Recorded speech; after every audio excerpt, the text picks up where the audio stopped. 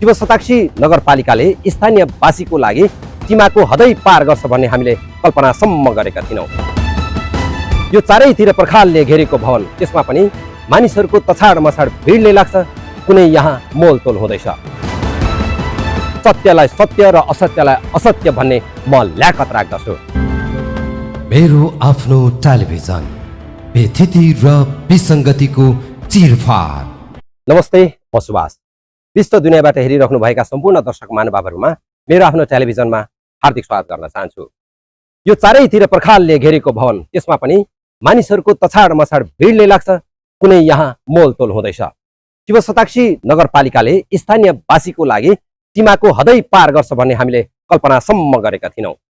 यो दृश्य हो भूमि सुधारको।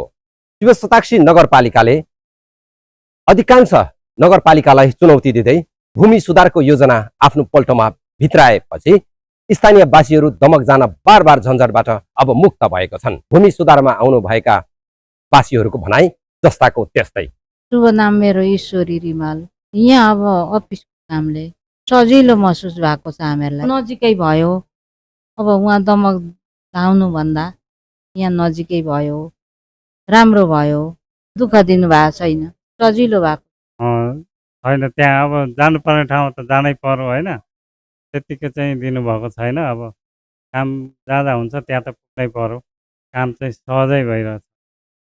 यहाँनिर तपाईँसँग पैसाको मोलतोल हुँदैछ कि छैन? छैन त्यो। यो शिवशताक्षी नगरपालिकाले जुन भित्राउनु भएको छ भूमि सुधारको, त्यसबारेमा तपाईँ के भन्नुहुन्छ? यो चाहिँ स्वागतयोग्य राम्रो छ। यो चाहिँ पालिकाहरूमै आउनुपर्छ सबै कामहरू। यति गरिरहँदा पनि मेयरका खुट्टा तान्ने भिडहरू अझै पनि श्रृङ्खलाबद्ध तरिकाले सामाजिक सञ्जालमा वार गर्न थाकेका छैनन्। मैले यति भनिरहँदा पक्कै पनि मलाई मेयरका आसेपासे भनेर ट्याग लाउँला, तर म त्यसको कुनै वास्ता गर्दिनँ। सत्यलाई सत्य र असत्यलाई असत्य भन्ने म ल्याकत राख्दछु। म दिल्ली नेपाल शिवशताक्षी नगरपालिकाको भूमि व्यवस्थापन शाखाको प्रमुखको रूपमा कार्यरत छु र यस नगरपालिकामा नेपाल सरकारले गरेको निर्णय बमोजिम 2083 साल असार 3 गतेदेखि हामीले यो भूमि प्रशासन सम्बन्धी सेवा प्रारम्भ गरेका छौँ र हामीले यहाँ विशेष गरी रजिस्ट्रेसन पासदेखि लगायतका हाम्रा कित्ताकाट गर्ने, अंश भरपाई गर्ने, बकसपत्र गर्ने, हकछोड गर्ने यी कामहरू हामी गर्छौँ भने हाम्रो नगरपालिकाभित्र दर्ता भएका र नगरपालिकाले नियमन गर्ने सहकारी संस्थाहरूले गर्ने रोक्का फुक्वाका कामहरू पनि हामी गर्छौँ। साथै हामीले हाम्रो नगरपालिकाबाट जारी भएको ऊर्जा श्रेष्ठ हामीसँगै रहने हुँदा हामी अन्यत्र जुनसुकै निकायबाट, जुनसुकै वित्तीय संस्था ब्याङ्कहरूबाट गरेको पनि हामी रोक्का फुक्काको काम गर्छौँ र हामीले यहाँ यो विभिन्न जग्गाहरू टुक्रा टुक्रा भएका एउटै व्यक्तिको जग्गाहरू छ भने त्यसलाई एकीकृत गर्ने काम पनि गर्छौँ। गरेर हामीले त्यो सेवा चाहिँ सञ्चालन गरिरहेका छौँ र हामीले यो गत आर्थिक वर्षमा असार 3 गतेदेखि असारको 32 गतेसम्म जम्मा 24 दिन सेवा प्रारम्भ गऱ्यौँ भने हामीले साउन 1 गतेदेखि सेवा प्रवाह गरेर हामीले आजको दिनसम्म जम्मा पनि 24 दिन हामीले सेवा प्रवाह गरिरहेका छौँ। यो सेवा प्रवाह गर्ने दौरानमा हामीले सकभर छिटो छरितो किसिमले हामी हाम्रै कर्मचारी माध्यमबाट हामी लिखत तयार गर्छौँ, भूसेवा सञ्चालन गरेका छौँ। त्यहाँबाट हामी सिधै हाम्रो सर्भिस डेस्क हुँदै हाम्रो यो जग्गा रजिस्ट्रेसन पास गर्ने फाँटसम्म सरसरी आउने गर्छ। कित्ताकाट गर्नुपर्ने विषय रह्यो, हाम्रो नापी फाँट छ, नापी फाँटबाट हामी कित्ताकाट गर्छौँ। हाम्रो नापी फाँटमा 2 जना अमिन सरहरू हुनुहुन्छ, पर्यवेक्षक हुनुहुन्छ, नापी अधिकृत हुनुहुन्छ र हामी यो प्रशासनिक कार्य गर्नको निम्ति पनि हामी 5 जना कर्मचारीहरू छौँ र त्यसरी अहिलेसम्म हामीले सेवा प्रवाह गरिरहेका छौँ। अहिलेसम्मको दौरानमा हामीले 247 वटा प्रशासनिक कार्यहरू, जुन प्रशासनिक कार्यहरूमा हाम्रो यो राजीनामा पास गर्ने जग्गा राजीनामा पास गर्ने पर्छ, त्यो हामीले 195 वटा राजीनामा पास गरेर एकअर्कालाई लेन दिन काम सम्पन्न गरेका छौँ भने अंश बन्ना गर्ने, अंश भरपाई गर्ने हुन्छ एकअर्कामा, त्यो हामीले 19 वटा सम्पन्न गरेका छौँ। हाम्रोमा जग्गा जमिन मात्रै, कानुनले जग्गा जमिन मात्रै अंश लाग्दैन भनेको छ, यहाँ नगदको पनि अंश लाग्ने हुन्छ, अंश भरपाई गर्ने हुन्छ कानुनमा। त्यो अनुसारको हामीले 3वटा नगद अंश भरपाई पनि सम्पन्न गरेका छौँ भने बकस दिने पनि हाम्रो कानुनले व्यवस्था गरेका छ।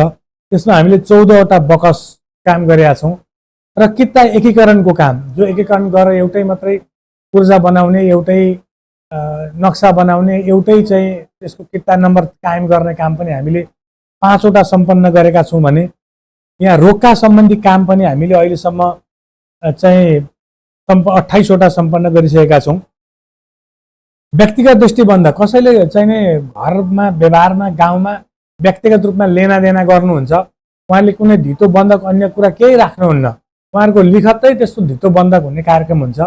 त्यो लिखत धितो बन्धकको जस्तो दृष्टिगत व्यक्ति बन्धक पनि भन्छौँ हामी, त्यस्ता हामीले व्यक्तिगत दृष्टि बन्धक पनि हामीले 2वटा कामहरूलाई सम्पन्न गरिसकेका छौँ भने नापीतर्फ पनि हामीले सँगसँगै यो नक्सा प्रमाणित गर्ने, नक्सा प्रिन्ट गर्ने 325वटा हामीले नक्सा सम्बन्धी कार्य सम्पन्न गरेका छौँ भने हामीले 102वटा किता काटको कामहरूलाई सम्पन्न गरिसकेका छौँ। त्यो नक्सा अद्यावधि गर्ने, नक्सा चाहिँ एकीकरण गर्ने 5वटा, त्यो नक्सालाई अद्यावधि गर्ने काम पनि यहाँबाट हुन्छ। त्यो काम पनि हामीले 20वटा सम्पन्न गरेका छौँ। त्यो गरेर हामीले 451वटा चाहिँ हाम्रो प्राविधिक सेक्सनको कामहरू पनि हालसम्मको मितिमा सम्पन्न गरिसकेका छौँ र अहिलेसम्म हामीले 74,84,658 रुपियाँ हामीले अस्ति शुक्रबारको दिनसम्मको हामीले यो जोडेका छौँ र त्यसमा चाहिँ केही 2टा यहाँ जम्मा हाम्रो 3 खालको हाम्रो आर्थिक चाहिँ एक्टिभिटिजहरू हुन्छ।